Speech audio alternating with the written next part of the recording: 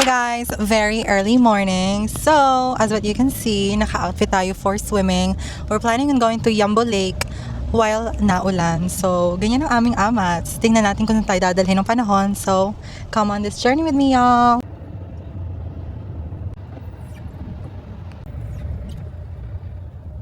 Umaaraw na siya. Oh my God, tuloy na tuloy na. Yes, oh, di ba? We have 20 minutes left and dadating na tayo doon. I was assuming na it will take us an hour to 2 hours pero it only took us like 40 minutes around that time because apparently Yambo Lake is in Nagcarlan pa pala.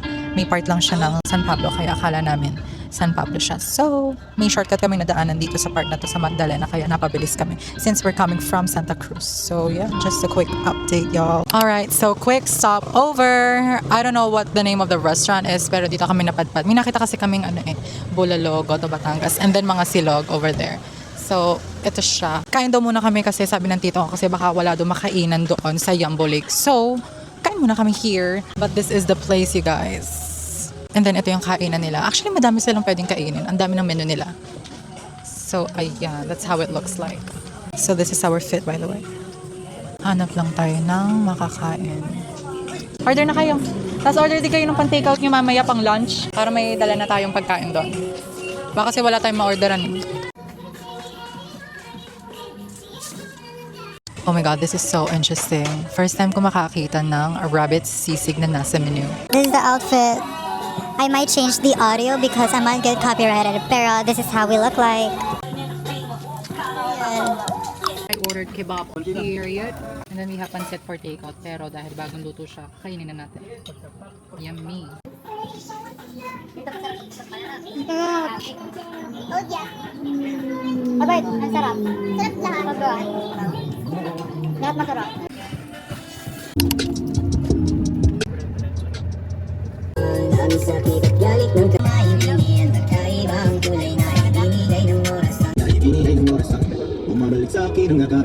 The alak is here. We're gonna get drunk. Hey you guys, so we are now here. Pero super lakas ng ulan. Kala namin magiging okay na. But it turns out, mas lalakas pa pala. So, baka dito ko na lang muna i-stop yung vlog kasi baka mabasa yung camera ko. Nandito na kami sa parking area ng Yambo Lake. So, doon na lang ako magtuloy ng vlog once I'm there. Walking. I switched my camera and I use my phone na lang. Actually, madami palang available na parking dito. Tapos, meron din mga transient homes. Kaya lahat accessible. I was expecting na kulang-kulang siya. Pero, it turns out, lahat pala available. O, diba? Meron pa siyang parking ulit dito. Super dami.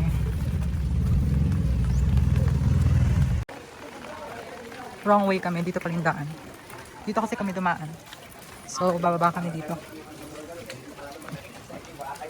Entrance, 30 pesos. Ah, ito na pala siya. Okay. Sila na lang. Magkano ang balsa? Ilan ba tayo?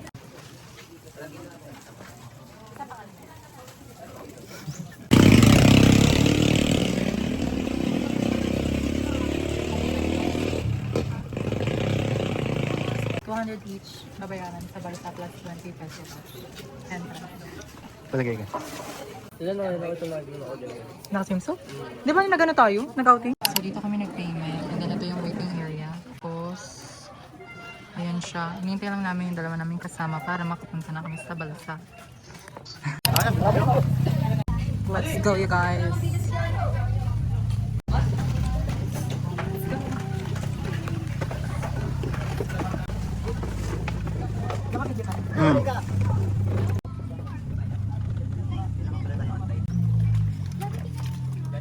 Be careful.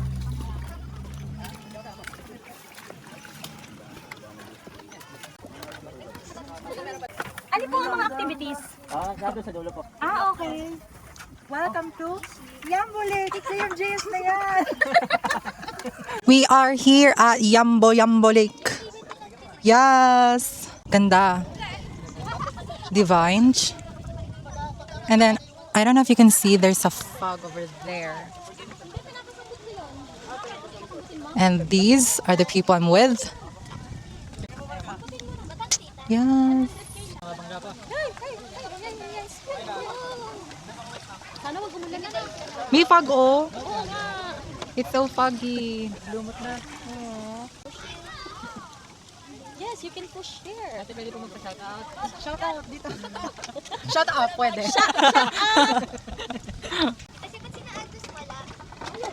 Nonchalant sila. Nonchalant. Kuya, saan po yung talunan? Bali, dun po sa kabilang side yung mga activities na. Ah, doon. Pupuntahan din natin. Doon daw. Gusto ko yung weather. Bali, ang una po nating activities na gagawin yung pong Tarzan swing. Ah, okay po. Then ang next po natin yung swing na nakaupo naman dito. Okay po. Then ang last Ano po pong natin- name niyo, kuya? Joshua po. Pwede po kayo mag-hi. Ay po. Vlogger po kasi. Vlogger po, kaya dapat libre ako. So nice. So, pupuntahan muna namin daw yung swing-swing. And then, after nun, swing-swing na nakaupo. So, it's very malamig. So, we need to dip later para hindi natin ramdam yung lamig. Pero so far, I am enjoying the view. Like, the view is stunning. The view is giving mamawi-mawi. Hindi ka nilalamig, Glenn. Nilalamig nga eh. Parang hindi angkop ang aking suot. Parang uulan na siya.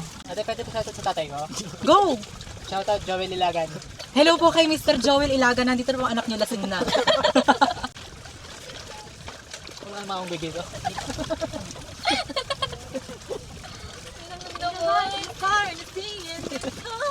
Maui. Lena, baka naman mahulog ka ha. Baka mamaya may tumanong shark na malaki. Oh, ano? Oh my God! It's raining. Mamaya pag nag-stop tayo. Sama! Sayang wala si Kiana. Ayoko. Malalim daw yan. Malalim daw yan. Ganito ba yun, kuya? Arabi na lang po ako. Ano guys na?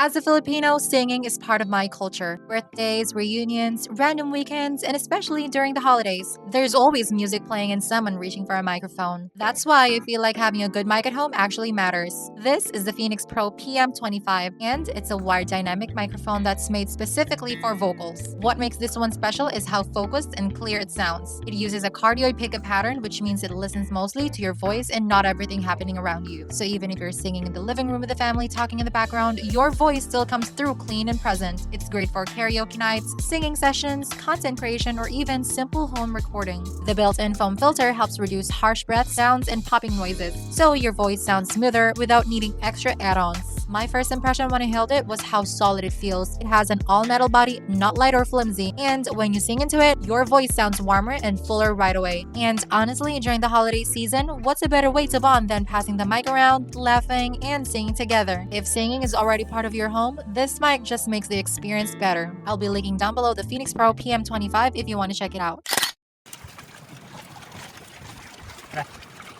Tubig. Ay, tubig. Dagdagan daw. Bakit kayo mga tigil magbasa ka? Happy birthday, Sex Bomb Robert!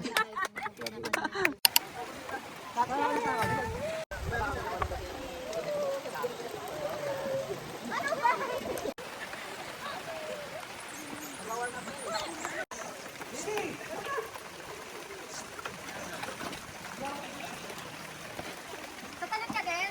Saan dito? Ah, lakas ng ano na. Ang lakas ng oh! Ate yan, ate. Hindi ko muna videoan. Oo.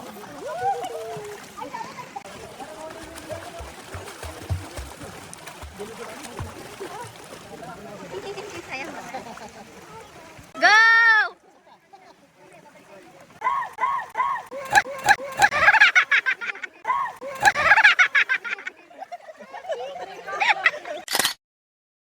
Bakit yun?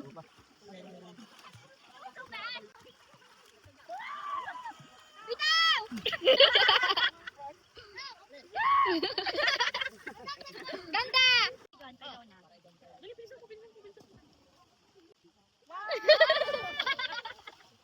Naantay ko yung mataas. Dito, Mars. Papasok ka ng tenga. Natanggal yung lens ko. Natanggal yung lens ko.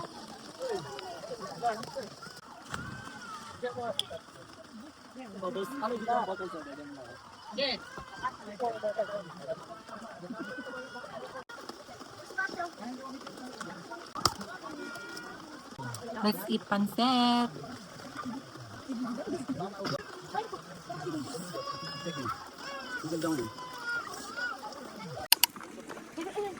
Sige mo na. Okay, sabi ko.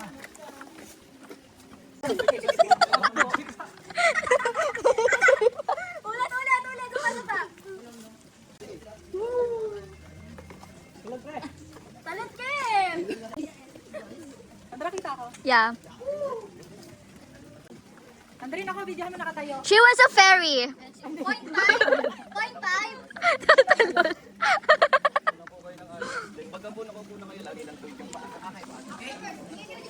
She was a fairy. Kuya, straight up na!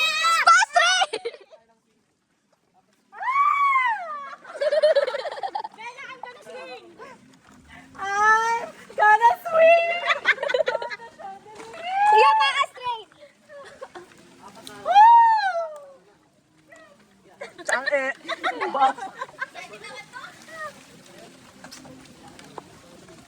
Ami, ikaw. Uy, pwede ba kasama ka? Ayoko!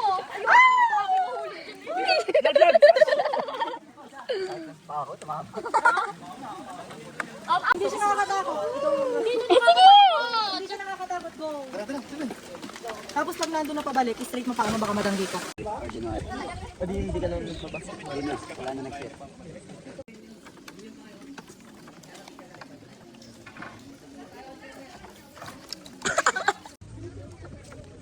Pwede bang nakasabit lang? Oo, nandito na. Oo, nakasabit lang ako.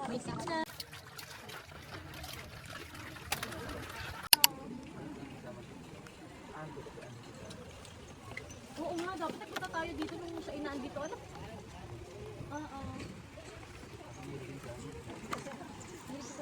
So our tour has ended. The 2 hours tour is done. We really had fun. It's super freaking worth it, you guys. 220 pesos. 200 pesos for the balsa, 20 pesos for the entrance each. So super worth it. Now we're gonna be going home. Kuya, babay ka muna sa vlog. Bye po. Thank you. Thank you po. Ingat po kayo. Hindi ba, kuya? Time to go home. Bye, Yambo Lake. Dahil na, dapat nandito ako. Pwede na punta tayo dito.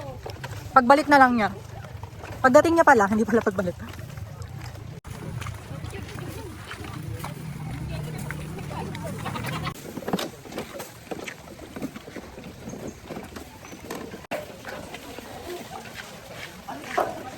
Super worth it. Ang binayag. Siguro pag summer, hindi okay yung 2 hours sa akin. Magdadagdag ako. Kasi syempre, mas mag-enjoy ka.